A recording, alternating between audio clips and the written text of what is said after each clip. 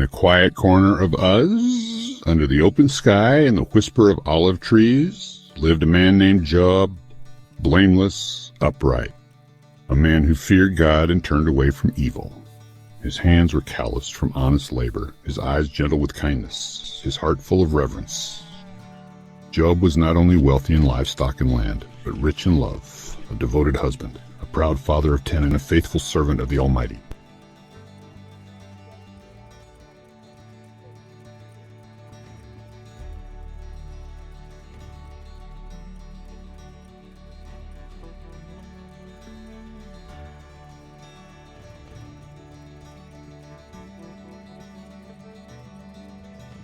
But what happens when the heavens go quiet? What happens when the storm comes not as punishment for sin, but as a mystery of heaven?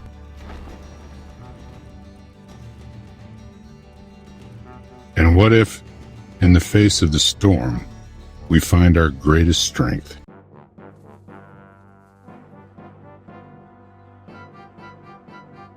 One day, without warning, the skies darkened. The oxen were stolen. The servants were slaughtered. The sheep were burned alive by fire from the sky. The camels were taken. More servants murdered. And then came the final blow.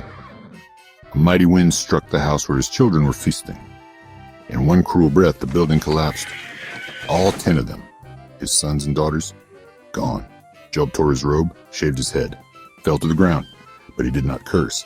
He whispered with trembling lips, "Naked I came from my mother's womb, and naked I shall return. The Lord gave, and the Lord has taken away. Blessed be the name of the Lord." What kind of man blesses God in the ashes of his children? But the trial was not over. Satan struck his body next. He scraped himself with broken pottery, sitting in the dust like discarded clay. Curse God and die. Shall we accept good from God and not trouble? His friends came, Eliphaz, Bildad, and Zophar. For 7 days they sat in silence. And then came their words, swords cloaked in concern. Job cried out, not against God's justice, but in search of his voice. He wanted not answers, but audience. He did not ask why he suffered. He asked why God was silent. And then, out of the whirlwind, God spoke, not in rebuke, but in revelation. Where were you when I laid the foundations of the earth?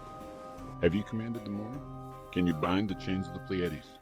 God did not explain the suffering. He unveiled his majesty. And in that storm, Job saw not just power, but presence. He wept not because God punished him, but because God answered him. And Job, with tears streaming down his face. My ears had heard of you, but now my eyes have seen you. Therefore I despise myself and repent in dust and ashes. Then came restoration, not because he earned it, but because God is merciful. His fortunes returned. Children were born. His daughters were the most beautiful in all the land. And Job lived a long life, seeing 4 generations. But he was never the same. He knew a secret the world still cannot grasp. God is not only found in blessings, but in brokenness. Not only in glory, but in grief. Sometimes, God weeps with us in the ashes before he restores us in the light.